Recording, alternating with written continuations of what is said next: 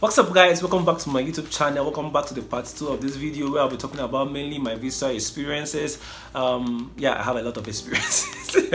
So I'll be talking about my visa experiences and how the rest of the story went and how I got here. So if you have not watched the part 1 of this video, if you're just seeing this video for the first time, then you need to check my description box for the part 1 of this video so that you can watch it and follow the story accordingly. Don't watch this part if you have not watched part 1 so that you have a better understanding of what I am going to talk about in this part 2. So let's go.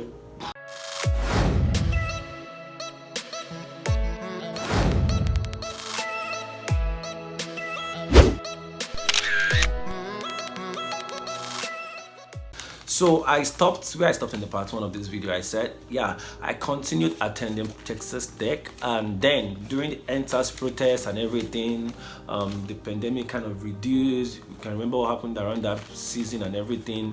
So I actually got, I heard that, okay, they're now they are now approving emergency visa appointment and the rest. So I said, okay, let me try. So I kind of took my documents, my I-20 from the school. I took every document that I had that could possibly help me get this visa appointment date. I submitted it to the embassy and everything. So luckily for me, I got a date for my interview. Wow, I was so excited, because it wasn't something that came easy for a lot of us who are going to the US, who wanted to go to the USA. Some people's applications were rejected, while some, I don't know. But then mine was approved, so I felt so happy. So I commenced rehearsals for visa interview. You have to rehearse what you're saying now. You rehearse it very well. So I did my rehearsals, I did everything, prepared myself for the interview. I think towards the date I was supposed to do my interview, something happened. I think that was when those crises started in Nigeria. I was not praying, you push rest now. I was part of those saying you push rest, but we were enjoying the protest. We were online protesters then. But then we were saying let them not cancel our interview. But then they ended up canceling the interview and then giving me another date later. So I had to also wait till that second date they gave me around October. So I went for my first visa interview, and when I got there, that was in Lagos. So it was, I think my first interview was around either 7 a.m. So I went there confident that I would do well, prayed, and I went. When I got there, it was my turn. I came before the man. Where are you going to? This one, that one. I was answering the question as much as I could, as best as I could. Then in between, I lost my voice. Like when I say I lost my voice, not like I stopped talking. Like my voice started sounding like I wanted to cry. I was not looking for this boldness. Where is this boldness that this boy used to talk? This boldness that used to convince people. This boldness. The thing disappeared. It disappeared. Like my voice was now shaking. That's when the man now said, well, I cannot approve your visa at this time. You come back next, you can apply again. And now dash me this paper. This yellow paper. Can you see the yellow paper? Well, basically, the reason they denied me that visa was because the man said that I did not have strong contact.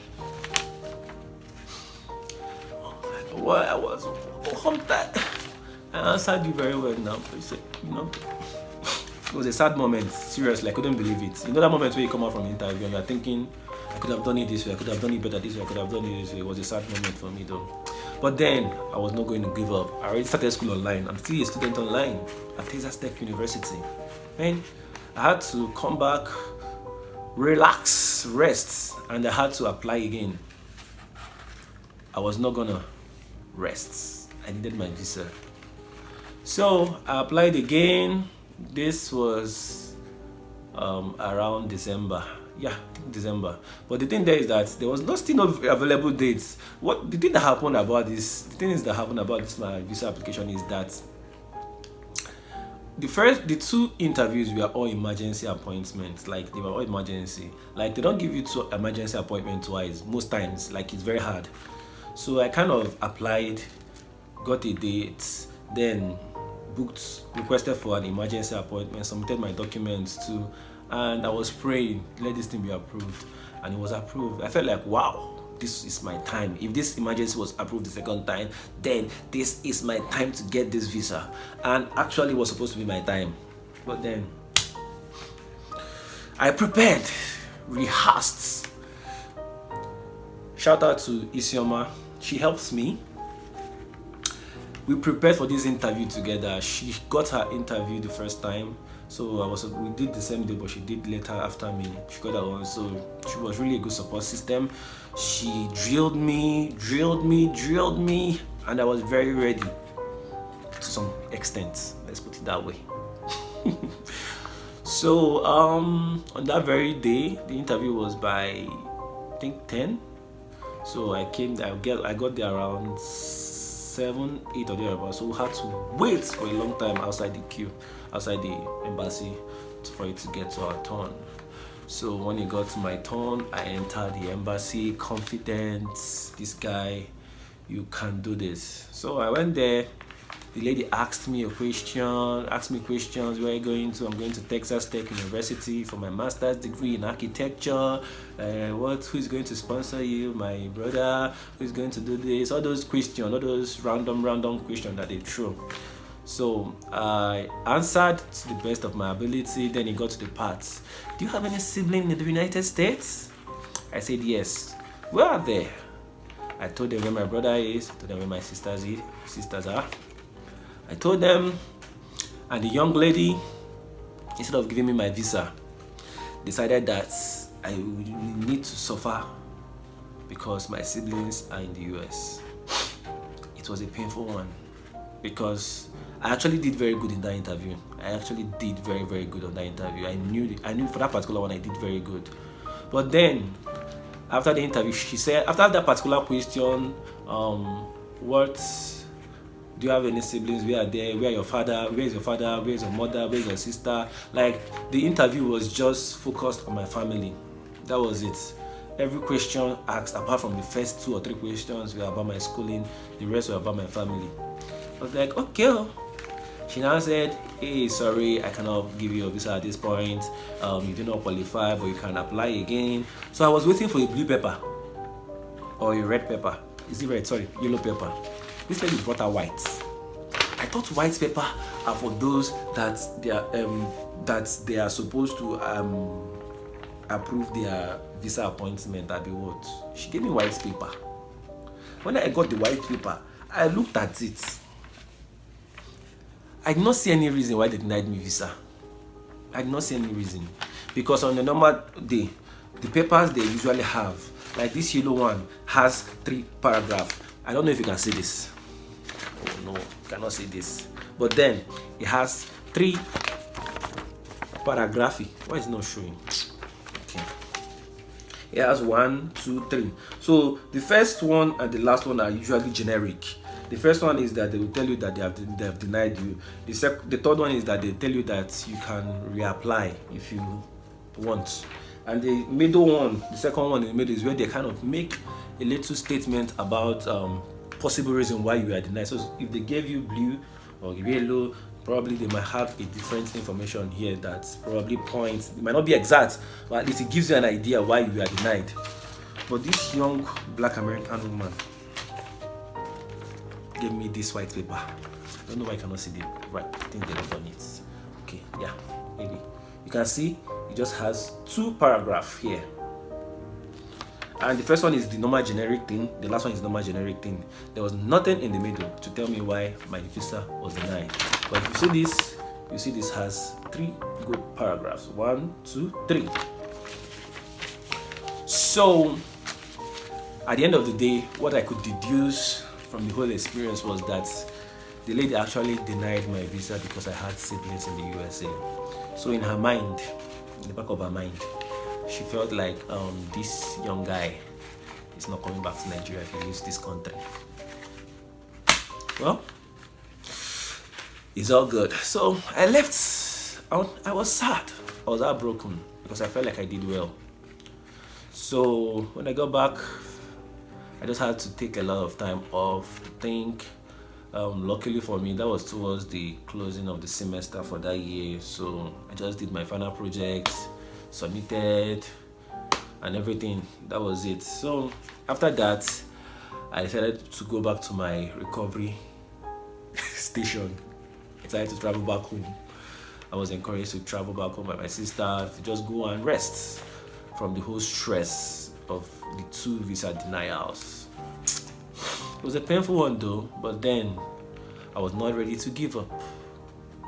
So you remember when I talked about, if you remember my first part one of this video, when I talked about Iowa State University, the school that said, young man, we will deactivate your admission, and if you need it next time, you can reactivate it. So at this point in time, I said, okay, since I might not be resuming in the spring semester again at Texas Tech, why not just reactivate that other admission and probably ask them to this time around consider you for funding and scholarship. So I did exactly that. I reactivated, I emailed them, told them I want to reactivate this admission, and I was looking forward that they consider me for funding this time around. They said okay. Then I was at home. I stayed in Enugu for 2 months. January, February. What was I doing the whole of January? The whole of January, this young man started another application.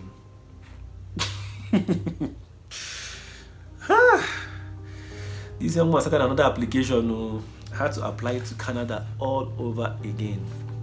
I had to apply to Sweden all over again, because this time around I felt like, okay, since US decided that because my siblings are in their country that they don't want to give me visa, maybe I should try my luck somewhere else and see what happens. Let me not come and put all my basket in one. Sorry, let me not come and put all my basket in one. Can I say it again? Let me not come and put all my egg in one basket. Yes.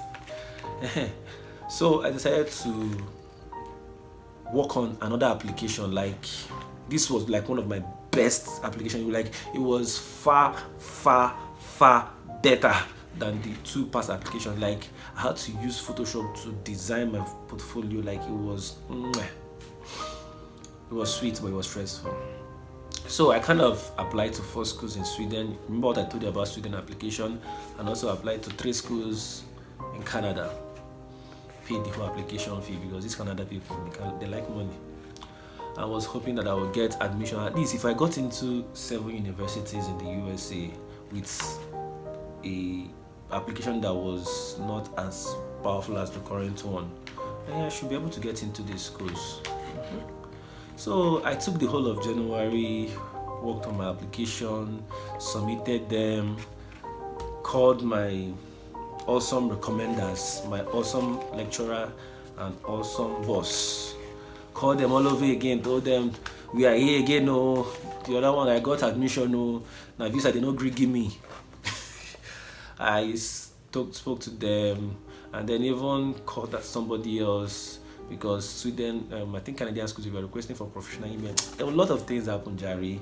So at the end of the day, I had to travel to Oka again to see one of my lecturers, the last one that saved me that time, to see him, because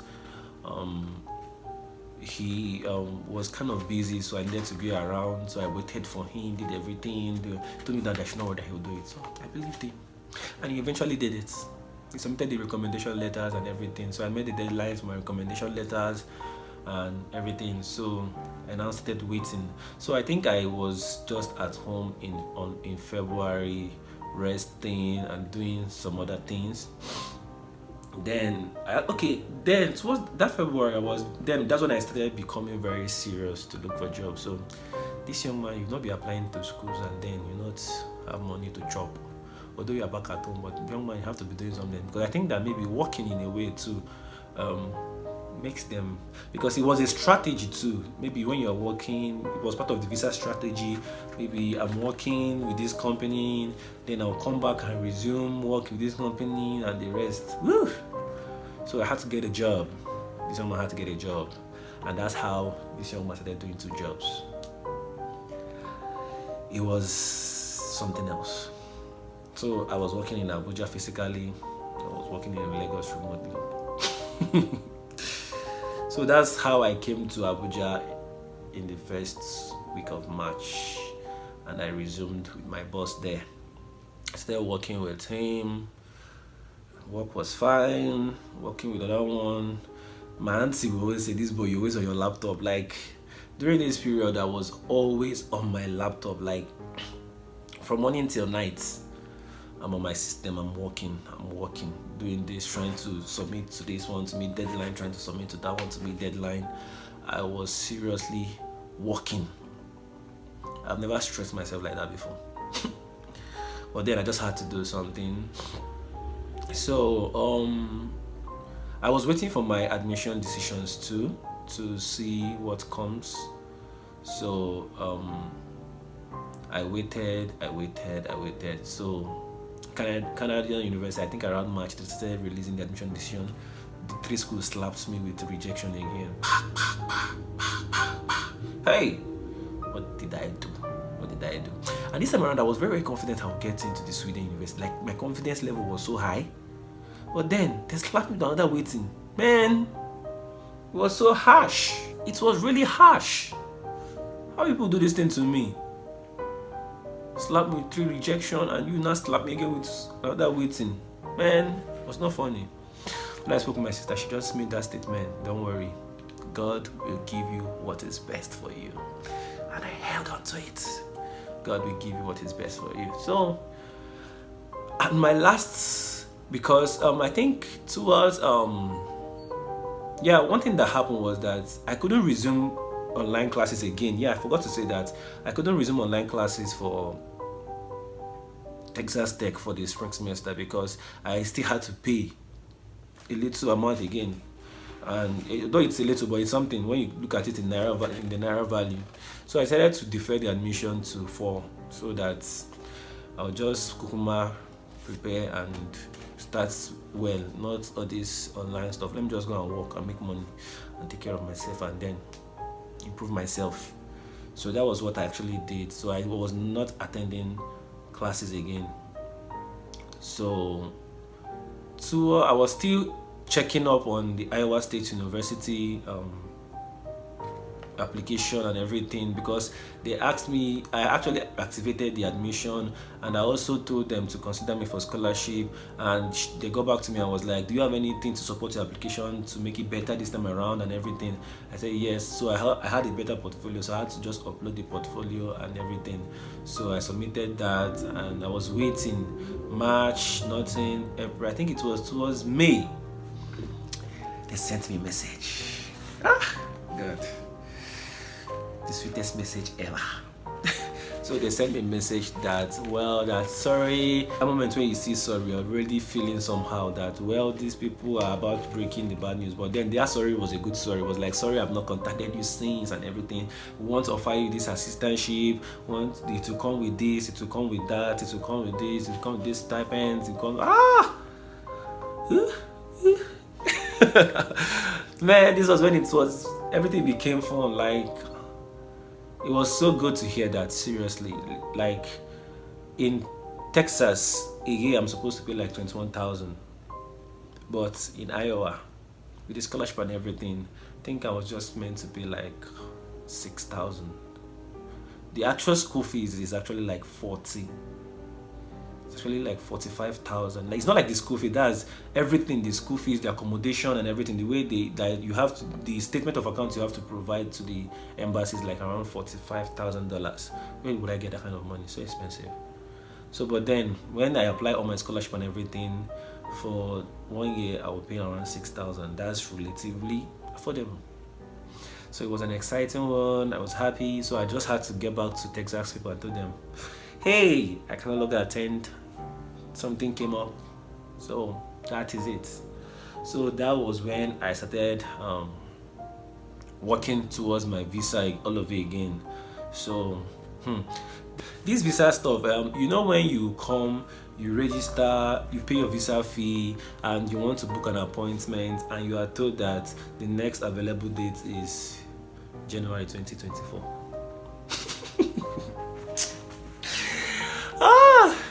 Man, that thing can be heartbreaking. So like whenever I check dates, like when I after everything, I decided to book an appointment for my interview. So when I checked my dates, I discovered, because this time around I was going to do my interview in Abuja, so I already made up my mind. That's part of the reason why I actually moved to Abuja too, so that I'll be able to do the interview in Abuja. So I started looking for dates, but before then I contacted. This is the juicy part of the story. I contacted Education USA Abuja, but then that was not me that directly contacted them. Yeah, Auntie Shadi, she's very nice. She's a good woman. When you talk about a good woman, she is a good woman. She's a good support system. She has been very, very, very helpful. So, if you're in Abuja, another tip for you: to get the best, contact Education USA. Yes, I'm doing advert for them.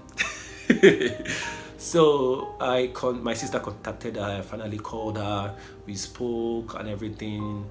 Part of the things that was said was that, yeah, it's gonna be a very, very challenging situation for me. It's usually that way when you have a lot of siblings outside or something like that. That she has another client that is very difficult. That I might need to travel to this country first, build my travel history. There was a lot of things said. To some extent, even looking at it, that my chances of getting the visa is very, very low, like 5% and the rest. But then I was not ready to give up. This young man was not giving up. I was not giving up. I cannot give up. So after everything was said, man, I knew I had to sit up, work on my interview response, work on everything. So luckily for me, Education USA Abuja had this mock interview that they do. So you get to do like a mock interview, like it's almost like the real thing though, but it's online there. So because of the COVID and everything, so I scheduled an appointment with them, but I think that was after I got my visa date. So this visa date, I kind of stalked their site though. I don't know. People said that if you check 5 times, that they will log you out or something like that. Me, I was checking every hour. I don't know how it worked for me. It's God. It was God, because I was checking almost every 1 hour to see if I can find it there. So luckily for me, as God may have it, I checked one day. I saw June 24th. I think I saw 15 and. Is it 24th or 29th? No, 15th and 29th. I think, no, 16th and 29th. So I said, should I wait? That was in May. Should I wait till 29th, or should I just do it on the 16th? I said, let me just do this thing on the 16th and get it done with. So I booked this appointment. I started practicing for my responses, trying my best to actually respond well. I had all my answers. I had over 20 questions I already had responses for. That's how you prepare for this interview. You just have to have a response ahead of time. But then it's not like you cram it so that you come and be reciting, but then you just have to have an idea of what you want to do, where you're going, have good responses, go have a knowledge of where you're going to and all those. So then I now told Auntie Shadi, can I send you my responses for my visa interview? And she said, no, I would prefer to have a mock interview with you. I said, okay, that's good and fine. So I went online, booked the mock interview appointment. Then the day came. That's when I met Miss Malati for the first time. Shout out to Miss Malati. You are very, very helpful. I owe my success to you too. Yeah. So we did the mock interview, and the question that was that I needed to work on very well was that home tie. What will be bringing me back to Nigeria and everything. Yeah, and one good thing for me that my dad is already in the building industry, so it was a good response. I was also working, so I actually wanted to go with the working response, but then she said no. Use what you have to your advantage. Use your dad's work. You have that. Use it to your advantage. So we had to prepare a response surrounding that, and that was it. So the interview dates, tarantam. It was time for the interview, and I was ready. I went to the interview. Let me remember. Interview. That was on the 16th of June. I went to Abuja Embassy. I'm trying to remember how Abuja was. Okay, yeah. My auntie and uncle drove me there that very day. Yes, they drove me to the embassy. I went inside. We stood for some time. My visa interview was around 7:45 or thereabouts. So we stood outside for a while before we got checked in. I went inside. Man, the tension was there. Let me not lie. The tension was there. I even went into the, like, even before that day, I was singing, I was dancing, I was praying, I was fasting. Man, God. There's nothing I did not do. I prayed, I fasted, I danced, I worshipped. Man, it's not like I was just doing all this about the visa, but then I just knew within me that I would get this visa this time around, definitely. So I just prayed about it. I placed everything in the hands of God and everything. Even when I got to the interview venue, I even went to the bathroom to kabash. I prayed in the bathroom, man. I was not coming back home without my visa. So I prayed in the bathroom. Then I came out, waited for my turn, and it was my time. Ta-da. She was like, you're going to Iowa State University? I was like, yes, ma'am, I'm going to, for architecture. Yes, architecture. He was like, who will be sponsoring your studies? I was like, my dad will be sponsoring my studies. Because this time around, remember I told you guys that my month was reduced to some extent from because of the scholarship I got. So this time around, my dad's statement was able to cover that. So I said, my dad, he will say, I said, no. I said, I have a scholarship, I have an assistantship. She said, yeah, I can see that, but who will cover the rest? And I said, like, my dad. He was like, okay, what does he do? I told her. I was like, okay. She now said, do you know anybody in the US? I was like, me that have already prayed that this question should not come out. I've already prayed that this question should not come out. And she was like, do you know anybody in the US? I said, yes. I cannot lie now. My dear one sister, I cannot even lie. My dear one sister will even open my ears self. I said, yes, I have someone in the US. She was like, wait, 1, 2, 3. You have 3 siblings in the US? I was like, yes, I have 3 siblings. She was like, wow. She now started typing. In my mind, inside my marks, I started praying. God, what happened the last time not happen again. Because it was at this point that I got denied visa the last time. If you remember, she just asked me about my family. After my family Christian, she just said, you know, qualify for this. No concrete reason. So this time around, she just said, wow, she wanted, what did they do? Okay, she asked me, what did they do? I told her where they are, told her what they do and the rest and everything. She asked me about them. Then after a while, she was typing. I was praying. I was like, God, let what happened in the last time not happen again. Then she just said, okay, this was the turning point. She was like, you have 3 siblings in the USA, so what will make me to, what will you say now? What will convince me to issue this visa? My selling point. Exactly what I rehearsed with Miss Malati, now Mrs. Malati. So I told her, my dad is this, just sold myself to her. And she was like, okay, I'll be approving your visa at this point. You say what? Well, most people said they don't hear anything again, but me, I had to pay attention. I wanted to hear everything she wanted to say. She said, yeah, we'll approve your visa this time, and you have COVID restriction here and there. I know you're not hearing what I'm saying. That's how she was saying it too. So after she finished saying her word, I left the place. I was so happy, man. Finally, I got my visa. Wow. It was not easy, guys. It was not easy. So that's how I actually got my visa. Then every other thing followed. Preparation upon preparation for the travel. And we are here today. Is this not God? Well, the truth is that one thing I'm very, very sure of is that God did it. I might have answered, but then it was God, because the chances I had was very low. And the question I was telling God that, God, I don't want this question to come out. That's asking me about my family and the rest. That was this question that God used to turn things around for me. And funny enough, like, you don't understand. Like when I say God did this, imagine that you had to pay a lot of fee. Like imagine I got the visa the first time, how much I would have been paying in school fees and how much I'm paying right now. Like you can't even compare. What I'm paying right now is very, very small, very, very, very small. So it's God.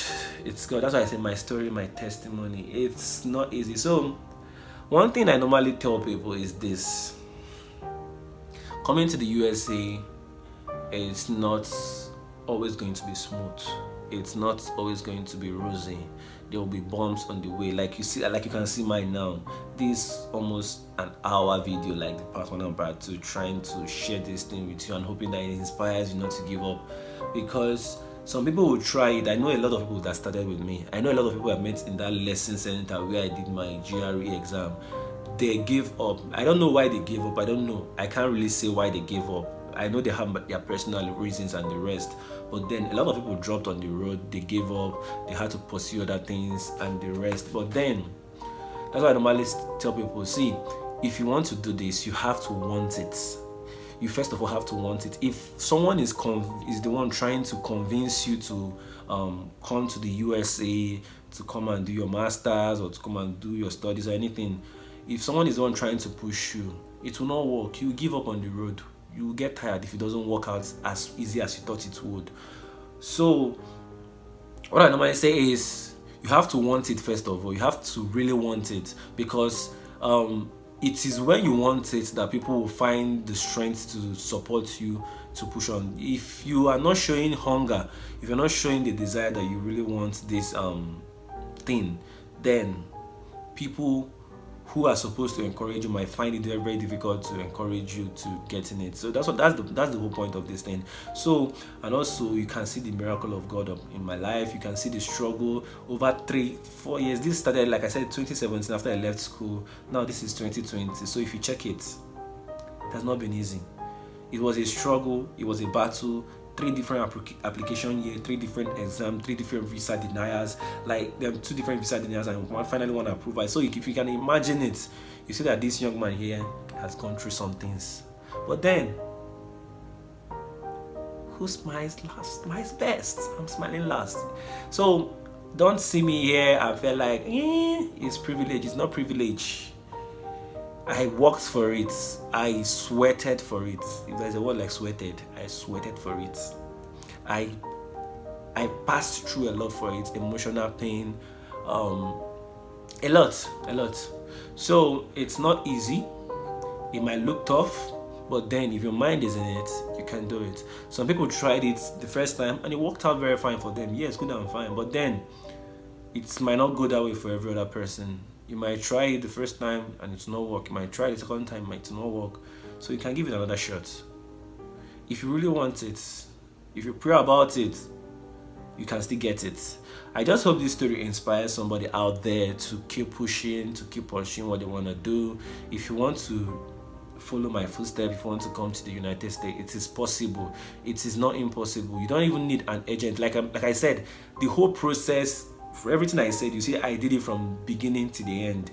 It was just support from family, lecturers, Education USA, Abuja and Lagos. I didn't have to pay any agent or anybody to do something for me, to do one thing or the other for me. I had to just trust God and these advising centers to be able to help me to get what I need. So you can do it too. You can do it too. Can do it too. So I just hope that this story I shared today inspires someone. This is not just of my own doing. It's God all the way. He made it happen. It's not me, like I keep saying it. I know possibly I might have submitted the application using my hands to write and all those stuff, but then I cannot take the glory. It's God and a lot of people, my sisters, my siblings, my brother, they all had a hand in it. So it's one thing to have the right support system. It's another thing to also be prayerful, and it's another thing to also be eager to push. So if I can do it, you can. Just get that right support system and then your story will change. You'll find yourself in the US. So currently, I'm doing my master's degree program at Iowa State University in Iowa State. Yeah, in the United States of America. So maybe in subsequent videos, I don't want this channel to turn to school videos and the rest, but then maybe occasionally I'll drop videos here about my experience here, most especially dating in the USA. Yeah, we're gonna talk about it. Recently I've been seeing a lot of things. I've not been here a long stuff. I've been seeing a lot of things that we need to talk about, so we'll talk about it.